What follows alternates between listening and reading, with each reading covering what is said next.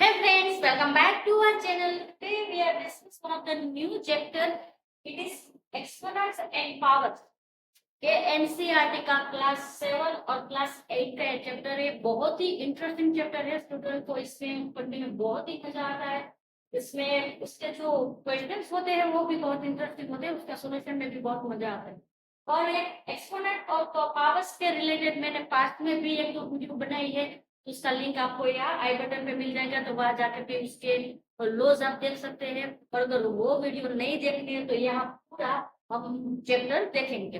एक ही वीडियो के अंदर ये चैप्टर पूरा कवर करना पॉसिबल नहीं है, वीडियो बहुत लंबी हो जाएगी। इसलिए हम क्या करेंगे और उसको पार्ट वाइज हम इसकी वीडियो बनाएंगे। तो एक वीडियो के अंदर हम देखेंगे इसका इंट्रोडक्शन और इसके जो बेसिक लॉज होते हैं वो हम देखेंगे। तो पहला है एक्सपोनेंट एंड पावर्स। तो उसमें क्या होता है, तो एक्सपोनेंट और पावर में कोई भी थ्योरी नहीं होती है, आपको प्रैक्टिकल क्वेश्चन ही होते हैं और बहुत ही छोटे छोटे क्वेश्चन होते हैं और बहुत ही इंटरेस्टिंग होते हैं।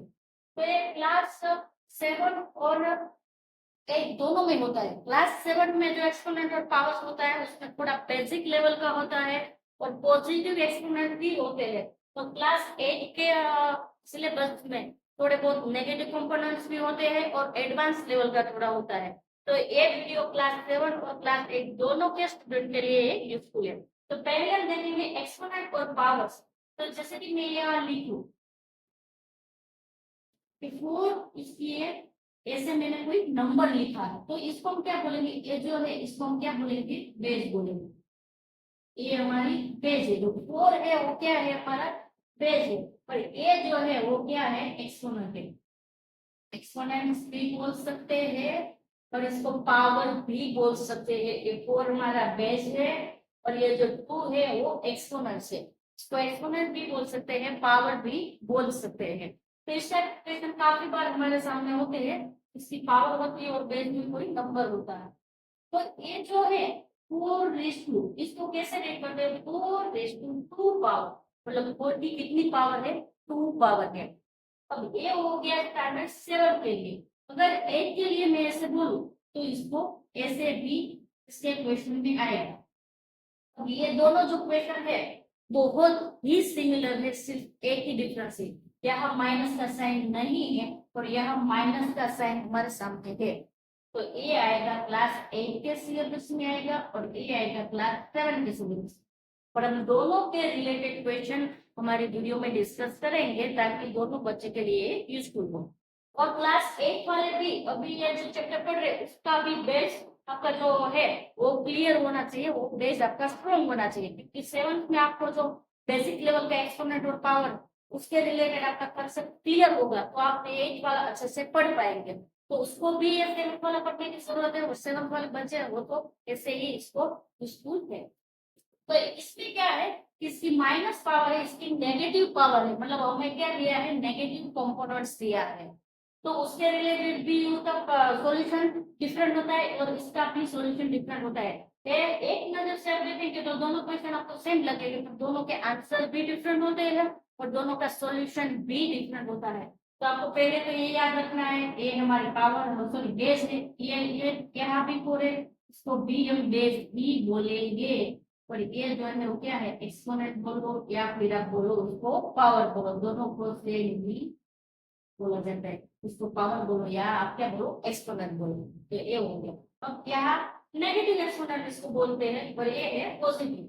जब हमारे यहाँ कोई नेगेटिव का साइन नहीं है तो इसको सिर्फ आप एक्सपोनेंट या पावर बोलो तो चलेगा। पर यहाँ नेगेटिव का साइन है तो इसको नेगेटिव एक्सपोनेंट या तो उसकी नेगेटिव पावर बोलेंगे। तो ये हो गया उसका बेस। उसके बाद हम तो इसी कैसे सॉल्व करते हैं वो देखते हैं। तो इसका क्या है, नेगेटिव पावर है और बेस है और की पावर क्या है, नेगेटिव पावर। तो इसका लो क्या होगा, तो इसका लो ये होगा कि ए इसकी क्या आएगी, माइनस पावर, मतलब ए की माइनस पावर। ये ए है इसको हम क्या बोलेंगे, बेस बोलेंगे। और ए यहाँ लिखा है इसको क्या बोलेंगे, एक्सपोनेंट बोलेंगे या पावर बोलेंगे। अब इसका सॉल्यूशन क्या होगा, जब इसकी पावर क्या है, नेगेटिव है, तो इसको हम कैसे लिखेंगे, रेसिप्रोकल में लिखेंगे। रेसिप्रोकल जिसको नहीं पता है वो देख लें, तो पता चल जाएगा। देखिए कि ए की क्या हो जाएगी, एम पावर, ये पावर यहाँ माइनस में, इसको हमने रेसिप्रोकल में लिखा तो उसकी पावर क्या हो गई, पॉजिटिव हो गई। इसको हमने क्या किया, पॉजिटिव में कन्वर्ट किया। तो इसको यहाँ इसका फॉर्मूला है, तो इसको हम कैसे लिखेंगे, ऐसे लिखेंगे 1, इसके डिवीजन में क्या आएगा 4 की 2 पावर, ऐसा लिख सकते हैं। ये फॉर्मूला क्या ये लो अप्लाई करो तो इसको ऐसे लिख सकते हैं 1 डिवाइड 4 बेस है जिसकी पावर कितनी है पॉजिटिव 2 हो गई ऊपर, क्योंकि इसको हमने कैसे लिखा रेसिप्रोकल में लिखा इसलिए। तो अब इसका कैलकुलेशन करते हैं, तो 1 इसके डिवीजन में 4 की कितनी पावर है 2 पावर है, तो 4 को कितनी बार मल्टीप्लाई करेंगे 2 टाइम्स मल्टीप्लाई करेंगे। अगर 4 की 4 पावर होती तो 4 को 4 टाइम्स मल्टीप्लाई करते, 8 पावर होती तो 8 टाइम्स मल्टीप्लाई करते, पर हमारे पास 4 की कितनी पावर है 2 पावर है, तो 4 को हम कितनी टाइम मल्टीप्लाई करेंगे 2 टाइम मल्टीप्लाई करेंगे। अब हमें क्या करना है 1 के डिवीजन में क्या आएगा 4 मल्टीप्लाई 4 करेंगे हमें क्या मिलेगा 16, तो ये वो क्या था आंसर। ये जो क्वेश्चन था ये वाला क्वेश्चन इसका आंसर क्या हो गया 1 डिवाइड 16, क्योंकि इसकी नेगेटिव पावर थी तो हमने पहले क्या किया रेसिप्रोकल में लेके उसको हमने क्या किया पॉजिटिव पावर में कन्वर्ट किया, उसके बाद उसका कैलकुलेशन किया तो हमें क्या मिला 1 डिवाइड 16, ये हो गया उनका आंसर। तो ये ही आपको क्लास 8 में देखना है, बेसिक वाला जो था वो आपने क्लास 7 में देख लिया। तो अब देखते हैं उसके लो पावर डिफरेंट है और दोनों का मल्टीप्लिकेशन हो रहा है, तो उसका सॉल्यूशन हम कैसे करेंगे, दोनों का बेस से बेस यहाँ रखेंगे 8 और दोनों की पावर का क्या होगा एडिशन होगा, यानी कि दोनों की पावर क्या होगी 8 हो जाएगी। तो यही लोग मैं आपको एक एग्जांपल याद रखना तो आपको तो ये लोग में एग्जांपल देखते हैं ताकि आपको अच्छे से समझ में आए। तो यहाँ क्या है वो है 4 की -3 पावर में, और क्या करना है हमें मल्टीप्लिकेशन करना है और 4 की कितनी पावर आएगी 2 पावर। एक प्रैक्टिकल एग्जांपल है ताकि आपको ये बहुत अच्छे से समझ में आ जाए। तो यहाँ क्या है दोनों के बेस सेम है, दोनों के बेस क्या है 4 ही है, पर दोनों की पावर क्या है डिफरेंट है, और एक की पावर नेगेटिव है और दूसरे की पावर क्या है पॉजिटिव है। तो इसका सॉल्यूशन हमें करना है, तो पहले तो हम इसको कैसे लिखेंगे दोनों का बेस सेम है तो यहाँ हम लिखेंगे 4, उसके बाद क्या करेंगे दोनों की पावर क्या होगी 8 होगी, मतलब -3 और प्लस होगा 2। अगर आपको प्लस माइनस के रूल याद होंगे तो आप अच्छे से इसका सॉल्यूशन कर पाएंगे। प्लस माइनस के रूल क्या होते हैं कि माइनस प्लस क्या होता है माइनस होता है, तो हम 3 में से 2 माइनस करेंगे हमें क्या मिलेगा 1 मिलेगा, पर साइन भी आगे लिखना होगा प्लस का आएगा या माइनस का, तो बड़े वाले का साइन लगेगा तो बड़े वाले का साइन मतलब 3 यहाँ क्या है बड़ा नंबर है उसका साइन क्या है माइनस है, तो यहाँ आएगा -1।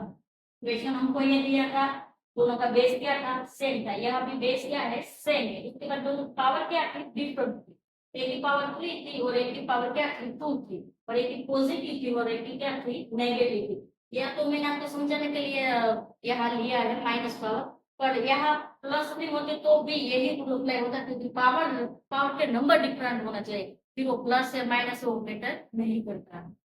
तो इसका आंसर क्या आया 4 की -1 पावर। अब इसको हम रेसिप्रोकल में लिखेंगे तो हमें क्या मिल जाएगा उसका हमें पॉजिटिव मिल जाएगा आंसर। तो ये क्या होगा 1 के डिवीजन में या -1 है तो यहाँ 3 4 डी लिखेंगे, डिवीजन में 4 आ जाएगा तो ये हो गया उसका आंसर।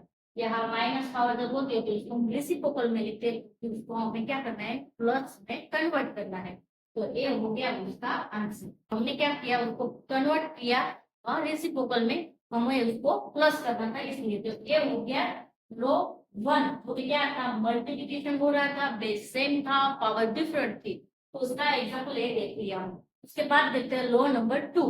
लो देखते हैं इसमें क्या है कि दोनों की बेस क्या है सेम है, पर रिलेशन कौन सा है डिवीजन का है, डिवीजन का रिलेशन है दोनों की पावर सेम है और पावर सॉरी दोनों की बेस सेम है और पावर क्या है डिफरेंट है, एक की पावर m है और एक की क्या है n है, तो उसका लो क्या होगा कि दोनों की बेस सेम है तो बेस तो एज इट इज ही रहेगा, पर दोनों की पावर हो क्या होगी सबट्रैक्ट होगी, सबट्रैक्ट यानी कि क्या होगी माइनस होगी। तो ये सेकंड लो है जिसमें क्या है डिवीजन का रिलेशन है बेस सेम है पावर डिफरेंट है, दोनों का क्या करना है हमें पावर की सबट्रैक्शन होगी। तो इसका एक एग्जांपल देखते हैं ताकि आपको अच्छे से समझ में आ जाए। तो एग्जांपल में क्या देखेंगे कि 4 की -2 पावर आएगी, 4 की क्या आएगी -2 पावर आएगी, डिवीजन करना है हमें, उसके बाद क्या आएगा 4 की +3 पावर आएगी, तो एक एग्जांपल है वो देखते हैं। तो दोनों का यहाँ भी क्या है, बेस सेम है, बेस क्या है 4 है, और दोनों की पावर क्या है डिफरेंट है, एक की 3 है और एक की 2 है, 2 वाला नेगेटिव एक्सपोनेंट है। तो उसका रिलेशन क्या होगा कि पावर एज इट इज लिखेंगे हम, पावर में sorry base as it is लिखेंगे, बेस में आएगा 4 और पावर क्या होगी माइनस होगी, तो -2 और -3। आपको यहाँ याद रखना है कि दोनों क्या माइनस, ये तो माइनस है पर माइनस क्या होगा -3 होगा, क्योंकि दोनों के बीच कौन सा रिलेशन आएगा माइनस। अगेन आपको यहाँ जो प्लस माइनस के रूप में वो याद करने होंगे, आएगा 4 और दोनों का टोटल करेंगे -5 लिखेंगे। अब इसको हम क्या करेंगे, प्लस में हमें कन्वर्ट करना है तो हम क्या करेंगे रेसिप्रोकल में लिखेंगे। तो 1 उसके डिवीजन में आएगा 4 की कितनी पावर आएगी, ये हो गया उसका आंसर। ऐसे ही आपको सारे क्वेश्चन का सॉल्यूशन करना है, पर जैसे हमारे सामने लो आते जाते उसके रिलेटेड एग्जांपल आपके सामने शेयर करती हूँ ताकि आपको अच्छे से लो का समझ में आ जाए। इसके बाद है हम नेक्स्ट लो डिस्कस करते हैं। तो ये लो देखते हैं, तो इसमें क्या है, लो नंबर 3 में क्या है कि दोनों का बेस क्या है वो डिफरेंट है, एक के अंदर ए है और दूसरे के अंदर क्या है बी है, पर दोनों की पावर क्या है सेम है, दोनों की पावर क्या है एम है। तो उसका रूल क्या होगा, ए और बी का मल्टीप्लिकेशन होगा और उसकी पावर बाहर लिखेंगे। पावर दोनों की सेम है तो वो सेम ही रहेगी, बेस का क्या करेंगे मल्टीप्लिकेशन करेंगे। और आपको ये भी याद रखना है कि दोनों का कौन सा रिलेशन है मल्टीप्लिकेशन का। तो इसके रिलेटेड एक एग्जांपल देते हैं तो आपको अच्छे से समझ में आएगा। पहले हम लिखते हैं -4 उसकी पावर -3 मल्टीप्लिकेशन -5 और उसकी पावर भी -3, क्योंकि हमारे यहाँ पावर क्या है दोनों की सेम है, दोनों के बेस क्या है डिफरेंट है। अब इसका सॉल्यूशन कैसे करते हो देखते हैं। तो अगेन आपको एक पूरा चैप्टर में आपको प्लस माइनस के रूल अच्छे से याद रहने चाहिए, वरना आप कहीं गलती कर देंगे। तो -4 मल्टीप्लाई -5 करेंगे हमें मिलेगा 20, क्योंकि यहाँ क्या लिखा है दोनों का बेस का क्या होगा मल्टीप्लिकेशन। तो यहाँ हमें मिला 20 -3 एज इट इज लिख देंगे क्योंकि पावर तो हमें एज इट इज लिखनी है। अब हम क्या करेंगे इसको पॉजिटिव करने के लिए रेसिप्रोकल में कन्वर्ट करेंगे, तो उसको रेसिप्रोकल में लिखेंगे क्या आएगा 1 के डिवीजन में 20, उसकी कितनी पावर आएगी 3। ये हो गया उसका आंसर। आपके सामने जब जैसे नेगेटिव पावर है नेगेटिव नंबर है तो उसको रेसिप्रोकल में लिखेंगे तो हमें उसका प्लस आंसर मिल जाएगा। रेसिप्रोकल में ऐसा लिखते हैं 1 के डिवीजन में लिख दोगे तो उसकी पावर माइनस हो तो क्या हो जाएगी प्लस हो जाएगी। उसके बाद देखते हैं नेक्स्ट लो। नेक्स्ट लो देखते हैं लो नंबर 4। तो उसके अंदर हम देखते हैं उसमें क्या है कि डिवीजन का रिलेशन है तो दोनों की बेस क्या है डिफरेंट है, एक की बेस ए है और दूसरे की बेस क्या है बी है, और दोनों का पावर क्या है सेम। तो यहाँ हम क्या करेंगे रिलेशन को चेंज नहीं करेंगे, तो क्या आपको पता है जब बेस हमारी डिफरेंट होती है तो उसके बीच का रिलेशन हम चेंज नहीं करते। जैसे कि हम मल्टीप्लिकेशन का एज इट इज हमने रहने दिया तो यहाँ डिवीजन का भी एज इट इज ही रहेगा। तो क्या करेंगे दोनों का डिवीजन करेंगे पावर का सॉरी बेस का, पर पावर क्या रहेगी सेम रहेगी। इसके रिलेटेड एक एग्जांपल देखते हैं ताकि आपको अच्छे से समझ में आए। तो इसमें क्या होगा जैसे कि मैं यहाँ लिखती हूँ कि 2 की -2 पावर है और डिवीजन में क्या होगा 3 की -2 पावर है, तो इसको मैं ऐसे भी लिख सकती हूँ कि a डिवाइड b इसकी n पावर। ये दोनों का मीनिंग कैलकुलेशन आंसर क्या होगा सेम होगा। जैसे मैंने फॉर्मेट चेंज किया, इसके a को डिवाइड के साथ ऐसे भी लिख सकते हैं और ऐसे भी लिख सकते हैं, तो इसको भी पहले फॉर्मेट में लिखी तो क्या होगा a डिवाइड 3 पावर सेम है तो पावर आएगी पावर -2, ऐसे हम लिख सकते हैं। इसके बाद हम देखते हैं इसमें क्या होगा कि ऐसे भी लिख सकते हैं और यहाँ जैसे कि मैंने लिखा है वैसे भी लिख सकते हैं। 2 की -2 पावर डिवीजन में आएगा 3 की -2 पावर। इसका हम क्या करेंगे कि माइनस है तो इसको हमें प्लस में कन्वर्ट करना है तो हम क्या करेंगे रेसिप्रोकल में कन्वर्ट करेंगे। तो इसको रेसिप्रोकल में लिखेंगे तो क्या होता है 3 की 2 पावर और 2 की 2 पावर। रेसिप्रोकल में लिखेंगे तो क्या होगा नीचे वाला स्टेप ऊपर चला जाएगा ऊपर वाला स्टेप नीचे चला जाएगा, तो माइनस होगा तो प्लस हो जाएगा प्लस होगा तो माइनस हो जाएगा, तो ये हो गया प्लस। इसको हम लिखते हैं तो 3 की 2 पावर का मीनिंग क्या होता है 3 को 2 टाइम मल्टीप्लाई करेंगे और 2 की 2 पावर मल्टीप्लाई करेंगे, 2 को 2 टाइम मल्टीप्लाई करेंगे तो 3 मल्टीप्लाई 3 इज इक्वल टू 9 और 2 मल्टीप्लाई 2 इज इक्वल टू 4। तो इसका आंसर हमें क्या मिला 9/4, क्योंकि 3 की 2 पावर थी और 2 की भी 2 पावर थी।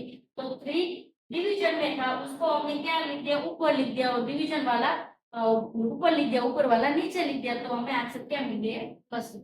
तो ये था लॉ नंबर 4। उसके बाद देखते हैं लॉ नंबर 5। तो उसके बाद हम देखते हैं लॉ नंबर 5। तो लॉ नंबर 5 भी बहुत इंटरेस्टिंग है। इसमें क्या है कि बेस हमारे पास एक ही है पर पावर हमारे पास 2 है। ये क्या है कि बेस के ऊपर पावर है और पूरे स्टेप की भी पावर हमें दी है। तो इसका क्या होगा कि बेस तो एक ही हमारे पास एक ही है, तो उसमें तो कोई हमारे पास ऑप्शन ही नहीं है, बेस वही रहेगा, दोनों पावर की क्या होगी, मल्टीप्लिकेशन होगी। तो उसका एक एग्जांपल देखते हैं ताकि आपको अच्छे से समझ में आ जाए। तो इसमें क्या है, मेरे पास जैसे कि यहाँ 4 है, 4 की 4 पावर है और पूरे स्टेट की हमारे पास क्या है -3 पावर है। तो इसको हमें कैसे सॉल्व करना है वो हम देखते हैं। तो पहले तो 4 की 4 पावर, उसके बाद वो पूरे स्टेट की -3 पावर है। तो इसको हम ऐसे भी लिख सकते हैं, क्या लिखेंगे यहाँ क्या कि दोनों पावर का क्या होगा मल्टीप्लिकेशन। तो बेस लिखेंगे 4 और दोनों पावर का क्या होगा मल्टीप्लिकेशन, क्योंकि एक पावर प्लस है और एक पावर क्या है माइनस है। यहाँ बेस है 4 है और एक की पावर है पॉजिटिव है और की नेगेटिव है, पर दोनों का मल्टीप्लिकेशन भी होगा। तो 4 और यहाँ हम लिखेंगे -12।